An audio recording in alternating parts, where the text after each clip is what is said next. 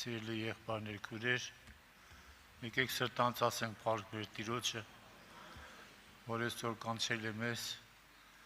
կանչել է, որ մեր սրտում դնի այն սերը, որ իր մեջ է, որպեսզի մենք մեկ հոգով մկրտված լինելով կազմենք մի նոր ընտանիք, Աստծո ընտանիքը։ Փառք Տիրոջը դրա համար։ Ես այսօր ուզում եմ խոսել երրորդ թագավորաց 17-րդ գլխից որբևայրի կնոջ եւ Եղիայի մասին։ Եվ տեսնենք Աստված ինչ դաս էր տալիս այդ կնոջ միջոցով, ինչ դաս տվեց, ինչ սովորեցրեց մեզ այդ միջոցով։ Դրա համար կարդանք երրորդ թագավորաց գրքից առաջի համարից։ Եվ գաղատու բնակիչներեն Թեզբացի Եղիա Աքաբի Սավ, Իսրայելի տիրասվածը, որում առջև կգայնիմ, կենդանի է, որ այս տարիներում մեջ ցող ու անձրև պիտի չլա, բայց եթե իմ խոսքովս։ Աստված անձրևի գալու եւ չգալու այդ հնարավորությունը տվել էր Եղիայի ձեռքը, որովհետև Աքաբ թագավորի ժամանակ ինքը ամուսնացել էր Եզրայելի հետ, Եզաբել կնոջ հետ, եւ նա կռապաշտությունը լցրել էր ամբողջ Իսրայել ժողովրդի մեջ։ Եվ Աստված որպես պատիժ դաս տալու համար այդ բանը տվել էր Եղիայի ձեռքը։ Եվ Տիրոջ խոսքը անոր սավ Եղիային, ասկե գնալ դեպի արևելք դառնալով Հորդանանու դիմաց եղող քերիտ հեղատին քո պահվե, ու դու այն հեղատեն ջուր պիտի խմես, ու ագռավներուն համարել են, որ քոյս կերակրեն։ Ինչ հետաքրքիր է, Աստված ագռավին հրաման է տալիս, որ ագռավը Եղիային կերակրի այդ սովի ժամանակ։ Եվ Եղիան գնաց Տիրոջը սացին պես ու գնաց Հորդանանու դիմաց եղող քերիտ հեղատին քով նստավ, եւ ագռավները առավոտանց անոր հացումից ու իրիկունը հացումից կբերեին ու անիկա հեղատեն ջուր կխմեր։ Ագռավները համ առավոտը, համ իրիկունը հացումից էին բերում, իսկ հեղատից էլ ջուր էր խմում։ Եվ հետո եղավ, որ հեղատը ցամաքեց, որովհետև անձրև չեկավ։ Հիմա դրանից հետո նորից Տերը խոսեց Եղիայի հետ եւ ասեց. «Ելիր Սիդոնացոց Սարեպթա գնա ու հոն 9 խոսքից, հոն նստե, ահա հոն, որ փեվարի կնոջ հրամայել եմ, որ քեզ կերակրե»։ Շատ հետաքրքիր է, սիրելի եղբայրներ, քույրեր, մեզ համար շատ զարմանալի է այստեղ, որ այս սովի տարին Եղիային իր ծառային կերակրելու համար ուղարկում է որբևայրի կնոջ մոտ։ Դե որբևայրի կինը ինչ պիտի ունենա այդ սովի տարին, որ Եղիան էլ գնա կերակրվի այդ որբևայրի կնոջից։ Աստծո այս հրամանը Եղիային շատ մեծ համար զարմանալի է։ Եվ անիկա ելավ Սարեպթա գնաց ու քաղաքին դուռը հասնելով տեսավ, որ որբևայրի կինը հատ է ժողովի, զանիկա կանչեց ու ասավ. «Կաղաչեմ ինձի ամանով քիչմը ջուր բեր, որպեսզի խմեմ»։ Նույն Սարեպթան միջեգրական ծովի ափին գտնվող քաղաքներ են, շատ քաղաքներ կան դեռ։ Եվ որբևայրի կնոջից Եղիան գնաց ու խնդրեց մի քիչ ջուր։ Եվ այդ ժամանակ, երբ որ նա գնաց բերելու, որբևայրի կինը գնաց բերելու, Եղիան նրա հետևից կանչեց ու ասավ. «Ձեռքդ պատառ մնալ հաց առ ու ինձի բեր»։ Եվ կինը ասավ. «Տեսեք, հիմա այդ սովի տարի Եղիան գնացել է, ոնց որ թե չի ամաչում, անծանոթ մարդ, ասում է դրա ջուրը քիչ է, դրա հետ միասին հələ հաց էլ բեր ուտենք»։ Դե կինը ինչ ասեց։ Կինը ասավ. «Քուտեր Աստվածը կենդանի է, որ նկանակ միշ ունի, բայց միայն կարասի մեջ մեկ բորի շապալյուր կա ու կուժի մեջ ալ քիչմը յուղ կա, եւ ա 2 կտոր փայտ կժողվեմ, որպեսզի երթամ զանիկա ինձի ու իմ տղուս համար եփեմ եւ ուտնենք ու ետքը մեռնենք»։ Այսինքն ես սպասում եմ, որ ես ուտենք ու մեռնենք, ուրիշ բան ես չունեմ։ Բայց եղան նորից ասեց, մի վախենար, գնա ըսածիդ պես հրե, բայց անկեն նախ ինձի համար պստիկ շոտ շինե, ու ինձի բեր, և քեզի ու տղուտ համար ետք է շինե։ Հետարքիրա չէ, այստեղ ասմա, մի վախենա, այսինքն Եղիանը զգաց, որ այդ կնոջ մեծ վախ կա, դրամ ասեց մի վախենա, բայց առաջի հերթին ինձ համար այդ շոթը շինի, հետո դու և քո երեխաս գուտեք։ Հետարքիրա չէ, եղբաներ քուրեր, առած ինձի տուր ուտեմ, մի տեսակ անհամեստություն ա թվում, թե ինչ ա թվում ասենք Եղիայի այս բանը, ոչ թե Աստծո մարդը ասմա, որ առաջ տուր ես ուտեմ, հետո դուք ուտես։ Այսպես պիտի չլինի, Աստծո մարդը այսպես պիտի չանի, բայց սա շատ կարևոր էր եղբայրներ քուրեր։ Եվ այդ ժամանակ քանզի Իսրայելի Աստված այսպես ասում, կանասեն ալյուրը պիտի չհատնի և կուժեն յուղը պիտի չպակսի, մինչև այն օրը, որ Տերը երկրի վրա անձև տա։ Եվ կինը գնաց ու Եղիայի ասածին պես հրավ, Վանիկա և ինքույր ընտանիքը շատ մահատեն կերան։ Կանասեն ալյուրը չհատավ և կուժեն յուղը չպակսեցավ։ Տիրոջը Եղիայի ձեռքով զրուցած խոսքին համեմատ։ Եվ այդ ժամանակից մինչև վերջ կարասի ծալուրը չհատավ և կուժի յուղը չպակսեց։ Եղբայրներ քույրեր, հիմա փորձենք հասկանալ, թե այս պատմությունը ինչ ա մեզ տալիս, ինչ ա մեզ սովորացնում մեր հոգևոր կյանքում։ Անձամբ չլինելու պատճառով հրեաները քաղցած էին։ Եղիան մարգարեին կերակրում էր Ագրավը։ Եվ Աստված Եղիային հրամայել էր, որ գնաց Սարեպտա քաղաքի մեջ գտնվող մի որբևարի կնոջ մոտ, որպեսզի այդ կինը նրան կերակրի։ Եղիան լսեց ասող խոսքը, չասեց Տեր Աստված, այդ որբևարի կինը ինչ պիտի ունենա, որ ինձ էլ մի հատ կերակրի։ Ինքը իբր կկերակրվի, որ ինձ էլ տա։ Բայց Եղիան Տիրոջ խոսքը լսեց ու գնաց։ Հիմա տեսեք,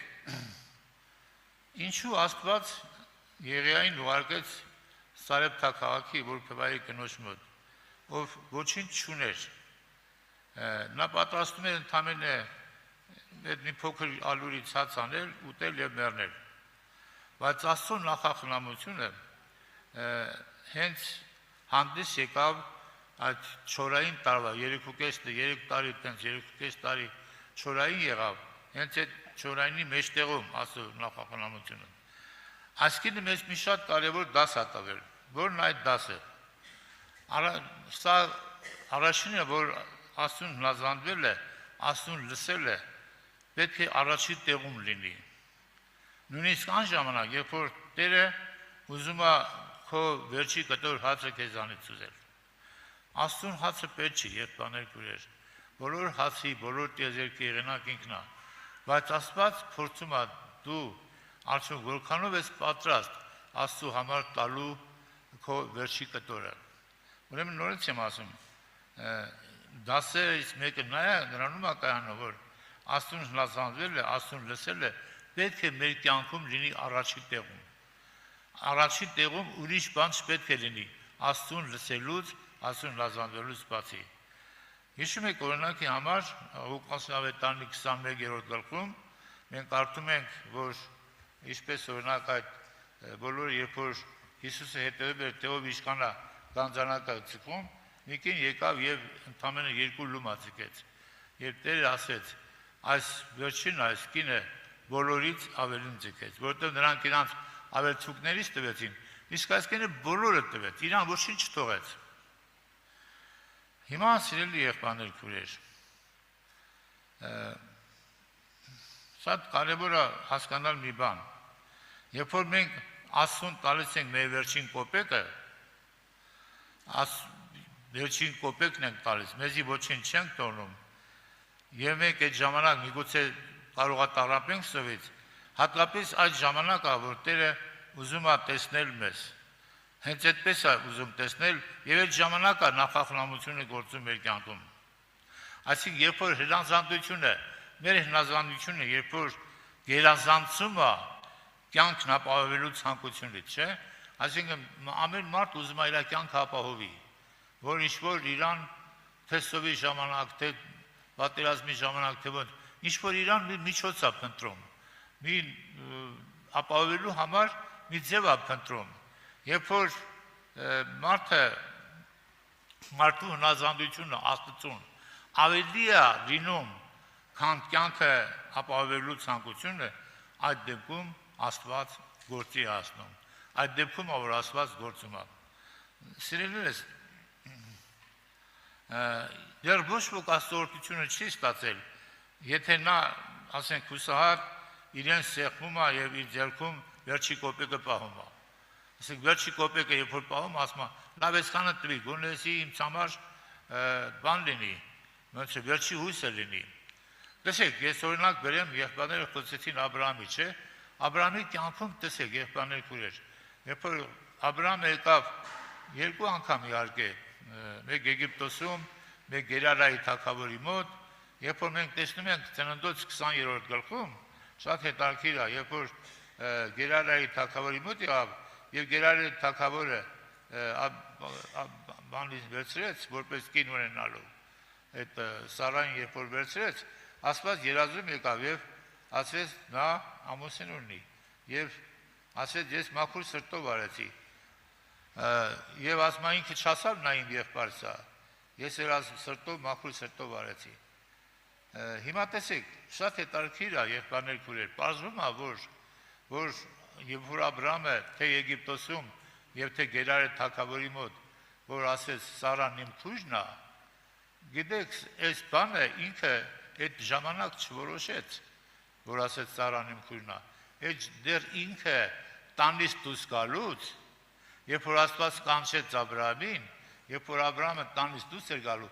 այդպես պայմանավորվեց Սարայի հետ, կարդամ այդ տեղը։ Տեսեք, Ծննդոց 20-րդ գլուխ 13 խոսքը, երբ Աստված զիս իմ հորս տունեն օտարության հանեց, ըսի ատոր, ինձի ընելու շնորհքը տասը լա, ուր որ երթալու լանք, հորնձի համար ասեց, թե իմ եղբայրս է։ Այսինքն, որտեղ էլ որ լինենք, ասես իմ եղբայրն է։ Ինչու է այդպես ասում, սա ես սրանում դրել եմ զապասնոյի տարբերակ, այսինքն պահեստային տարբերակ, երբ որ Աստված քեզի խոստում է տալիս, բայց դու ինչ-որ տեղ վախենում ես, ինչ-որ մինչև վերջ չի, որ դու կարողանում ես հավատալ, ասում ես, բա որ հանկարծ սենց չլինի, ինչ կլինի, դրա համար քո համար զապաս ես վերցնում։ Այ եթե սենց չէ, օրինակ երբ որ Աստված սկզբից Քանանի երկիրը կանչեց, ինչ եղավ, Քանանի երկրում մեկ էլ սով եղավ, եւ մենք տեսնում ենք, որ Աբրահամը դեպի հարավ էր շուտ, դեպի Եգիպտոս։ Ինչու է Եգիպտոս տվում, այդ զապասնոյի տարբերակն էր, այ եթե հանկարծ չպահի Աստված, ես ես սրանում իմ գլուխս կազատեմ, բայց երբ որ դու ուզում ես քո գլուխը ազատես մարդկորեն, դու ավելի մեծ փոսի մեջ ես գնում։ Դրա համար սիրելի եղբայրներ քույրեր, ամբողջ հարցի էությունը կայանում է նրանում, որ կամ օրինակ ասենք վերցնենք Անանյան ու Սափիրան։ Անանյան ու Սափիրան գնացին ծախեցին իրանց բանը, իրանց ագարակները ծախեցին, կեսը տարան փորեցին, ու կեսը բերեցին առաքյալների ոտքերի մոտ։ Հետաքրքիր է այդ կեսը ինչի համար փորեցին, ինչի համար պահեցին։ Զապասնոյի տարբերակներ, նրանք վախենում էին, որ լավ ամբողջը տանք, բայց հետո մենք ոնց ապրենք։ Մարդը այսպես է, սիրելիներս, մինչև վերջը չի որ հավատում Աստծուն։ Կամ մի բան, մի սահման կա, որ մարդը այս սահմանից ենկում, արդեն չի վստահում։ Իր համար զապասնոյի մի տարբերակ է որոշում։ Այ եթե բա որ Աստված չանի, ես ինչ կանեմ։ Դրա համար ինքը նախորդ իր համար որոշում է կայացնում։ Սիրելիներս, հիմա այս կինը մենք տեսնում ենք, այս որբևայրի կինը զապասնոյի տարբերակ չունեցավ։ Իր ամբողջ այդ մի ալյուր է, մի փոքր ալյուր է, եւ այդ մի փոքր յուղը ամբողջը շոտ եփեց եւ տվեց Աստծո մարդին։ Ընդ որում առաջինն է կերավ Աստծո մարդը։ Եվ ինչ ենք տեսնում արդյունքը։ Տեսնում ենք, որ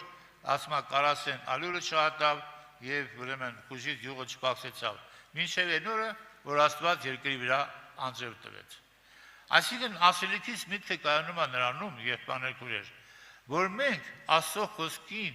անվերապահ պիտի հնազանդվենք։ Հրաշքը կատարվում է գիտեք որ դեպքում։ Հրաշքը կատարվում է այն ժամանակ, երբ որ դու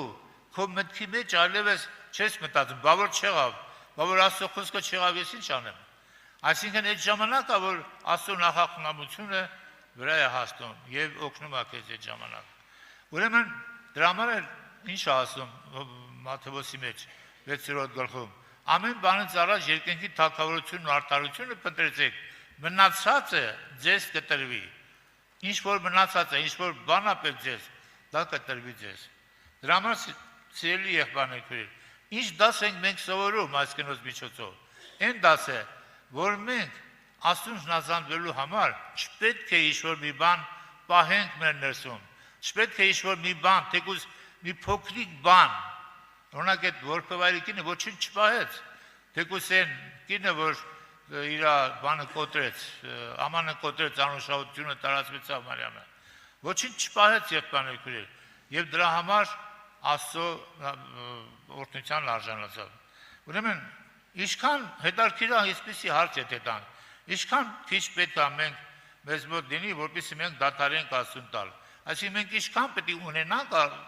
ինչքան քիչ պետք է լինի։ Այսինքն եթե տանք, ինչքան պահենք, որպեսզի մենք դադարենք արդեն Աստծուն տալուց։ Բոլորը տանք, թե ինչ-որ մի բան պահենք էլի։ Եթե մի բան պահում ենք եղբայրներ, հենց այդ բանը դառնում է մեր բանը, մեր, այսպես ասած, այդ բանը, որը մենք ինչ-որ բան պահում ենք, մեր մտքով, մեր մարդկային մտքով, որպեսզի այդ բանը պահում ենք, դա դառնում է մեր որոգայթը։ Եվ դա մեզ գցում է բանի մեջ։ Դրա համար Աստծուն տալը չպետք է լինի մարդկային հաշվարկով, պետք է անվերապահորեն ամեն բանի մեջ հնազանդվել։ Եղբայրները նշեցին Աբրահամի մասին, որ տարավ ինչ արավ, տարավ լեռը, Մորիայի լեռը եւ այնտեղ չմտածեց, որ լավ, չէ որ Աստված ասել էր Իսահակով քեզ ծերունդ պիտի ունեմ։ Բայց լավ, հիմա եթե Իսահակը մեռնի, ինչպես պետքա ծերունդը շարունակվի։ Բայց մտածում ենք, որ ծննդոց Եբրայեցի թղթի մեջ ասում է, որ Աբրահամ մտածում է, որ նա որ ըսավ կարող է անել, նա ասեց, որ մտածեց, որ Աստված Իսահակին կարող է հարություն տալ։ Այդ դժվար բանի մեջ, երբ որ Աբրահամը վերջում այդ մարդկային իր բանը տարբերակը մի կողմ դրեց, մենք տեսնում ենք հրաշքը կատարվեց։ Ուրեմն սիրելի եղբայրներ, կարևոր դասը հիմա որն է, կարևոր դասը նա է, որ մենք Աստծուն ծառայելու գործի մեջ մեր մարդկային տարբերակը չունենանք, չմտածենք հանկարծ, եթե Աստծո ասածը չլինի, այդ դեպքում մենք ինչ անենք, մենք ո՞նց ես վիճակից դուրս գանք։ Եթե դու տենց ես մտածում, մի վիճակից կգնես ավելի վատ վիճակի մեջ։ Աստծուն ծառայելու համար, Աստծո կամքը կատարելու համար ոչ մի բան, ոչ մի կոպեկ, ոչ մի, չգիտեմ ինչ, քո ձեռքում չպետք է պահես։ Ամեն ինչ պետք է տաս Աստծուն, եթե դա Աստծո կամքն է։ Այդ դեպքում կատարում է հրաշքը։ Աստված տեսնում է, որ իրոք ասենք, երբ որ դու ամեն ինչի համաձայն ես, հրաշքը կատարում է։ Իմ կյանքում ասեմ, դեպքեր եղել են, բայց ուղղակի մի դեպք ասեմ, որ չեմ ասել, ուրեմն 80-ական թվականներն էր, ինձ ուղարկեցին Սևերադանես քաղաքը, այնտեղ բանում, կամանձիրովկայի գնացել։ Ինչ-որ ուպրալայաշի մաշինի, տեսբան մեքենաներ կային, որ տեխնոլոգիական պրոցեսներ դիղեկավար էին, այդ մեքենաների հետ մենք ծանոթանայինք։ Մի խոսքով, այդ ժամանակ մեզ աղաքին մարդիկ էին եկել սովետի տարբեր տեղերից եւ մեզի որպեսի մնալու տեղ այդպես բաժանեցին, ամեն մեկը մեկի տունը որոշեցին, ով որ հայտ էր ներկայացրել, որ կարա իմ տունը մնա։ Ինձ էլ ուղարկեցին մի տուն, մի հատ մեր ու աղջիկ էին, մայրը խմող հարբեցող սամագոն էր քաշում այդ բանից, այդ ինչ անունը, բանից էլի, շաքարից սամագոն էին քաշում, ընկերուներով հավաքում, խմում, հարբում, երգում էին։ Ես էլ ինչ անեմ այ մարդը, մի գցել են այդ ընտանիքի մեջ, ես ոչ ծանոթ ունեմ, ոչ բան ունեմ։ Վերջը մի կերպ յոլա է գնում, երբ դասից գալիս էի, գնում էի անտառ ընդեղ աղոթք էի անում, հետո այդ գիտեր, շոր մի քանի օր չերևաց։ Ելս իմ խմե հարբը որտեղ էր բանը, այդ երեխան մնացել էր։ Մի հատ 10 քանի տարեկան երեխան սոված էր մնացել երեխան։ Իմ մոտ էլ ընդամենը 3 ռուբլի գումար կար։ Մեղս եկավ, այդ 3 ռուբլին ամբողջությամբ տվեցի այդ երեխուն։ Դե մտածեցի, որ հիմա կզանգեմ տուն, կվես 10-ի տեղը մեկից մի քիչ գումար կվեսնեմ, կզանգեմ տուն, այն ժամանակ տելեգրամով բան կար, անմիջապես նույն օրվա մեջ կարայիր դու գումարը ստանայիր։ Ասի կզանգեմ Հասմիկին, ընդեից գումար կուղարկեմ։ Հիմա 3 ռուբլի ջեբերես լրի ման եմեկ է, ասու առաջ եմ ասում։ Այդ 3 ռուբլին տվեց հետ երեխուն, որ գնա ինչ-որ մի բան լարնի ուտի։ Մեկ էլ հիմա մինչև այդ կգնամ կզանգեմ, որ ասենք մինչև այդ որ գնացի այդ բանի տեղը, կամանձիրովքի տեղը, այմար գրպանս նայեմ 10-անոցա, չերվոնեց։ Են կարմիր 10-անոցներ կա է, այն քեզ բան ասում եմ։ Այմար դես ամեն ինչը ստուգել եմ, այսքան մանրամասն եմ արել, որ գոնե տենամ վերջի ինչքան գումար ունեմ։ Ես ո՞նց հայտնվեց այս 10-անոցը։ Հիմա սկսեց լացս եկա, զանգեցի ու պատմեցի, նամակով էլ նամակ գրեցի, որ ինչ հրաշք Աստված կատարել։ Երբ որ եղբայրներ քուրեր, դու վերջինն ես տալի, քո համար չես պահում։ Երբ մարդը չի իր համար պահում, մտածում է, որ Աստված չանի։ Այսինքն Աստծո վրա կասկածում է։ Հենց այդ կասկածելու process-ն է, որ ինչ անում, որ քեզ օրհնությունից հետ է պահում։ Դրա համար Աստծո խոսքի վրա ինչ խոսել որ Աստված ասի, ինչ որ եղբայր ասեց գոլդ, այսինքն ոսկե